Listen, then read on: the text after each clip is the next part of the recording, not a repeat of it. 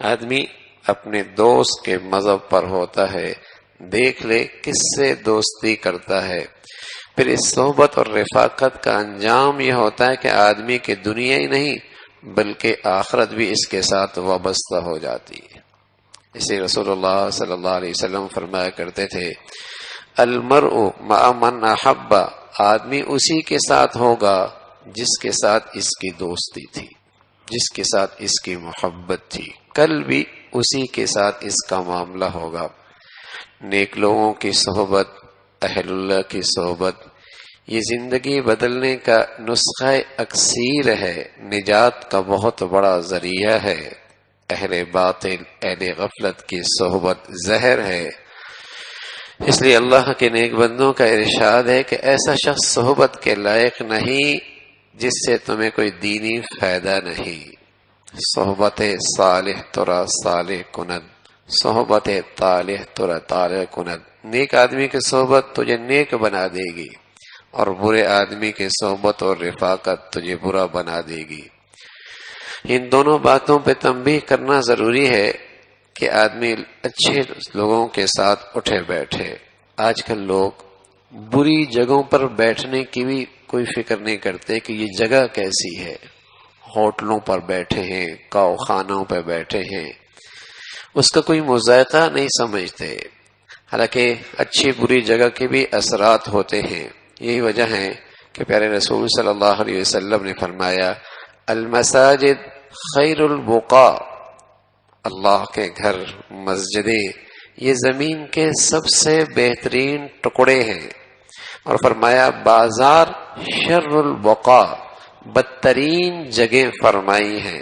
بلا ضرورت، بلا مقصد ان جگہوں پر بیٹھنا، ہوٹلوں میں بیٹھتے رہنا اور جسے کہیں کہ چائے خانوں میں بیٹھے رہنا، اس کے برے نتائج اثرات پڑتے ہیں۔ تو ایسی جگہوں سے بغیر کسی وجہ سے ان میں جانا یہ غفلت کا نتیجہ ہے۔ ہاں، ضرورت کی درجے میں شریعت نے اس کی اجازت دی ہے۔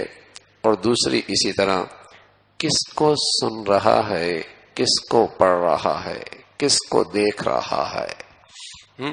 بدقسمتی سے جدید آلات جو آ گئے ہیں، آدمی کو اس کی تمیز نہیں ہوتی کس کو سن رہا ہے اور کس کی اسٹوری پڑھ رہا ہے اور کس کے ساتھ یہ جیسے کہیں کہ صحبت لیے بیٹھا ہے۔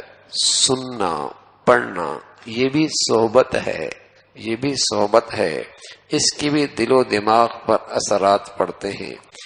مٹکا مضبوط ہونا اور اس کے ساتھ اگر پانی کی صحبت ہو جائے تو وہ مٹکے اپنی مضبوطی کی وجہ سے اس پانی کو ٹھنڈا کر دے گا، لیکن مٹکا کچا ہو تو یہ پانی اس میں سوراخ کر دے گا۔ سوچ اور فکر کی صحت اور مضبوطی تو ہے نہیں، ذہنی اور فکری سلامتی اور اس میں استحکام تو ہے نہیں، جدھر دیکھتا ہے جو پڑھتا ہے وہ سوراخ کر دیتا ہے، جدھر بیٹھتا ہے جہاں بیٹھتا اٹھتا ہے وہ سوراخ کر دیتا ہے۔ اس لیے کہ سلامتی نہیں، مضبوطی نہیں، سوچ اور فکر میں استحکام نہیں، دینی فکر کی بنیادیں مضبوط نہیں ہیں۔ جدھر جاتا ہے، جس کو پڑھتا ہے، جس کو سنتا ہے وہ سوراخ کر کے چلا جاتا ہے۔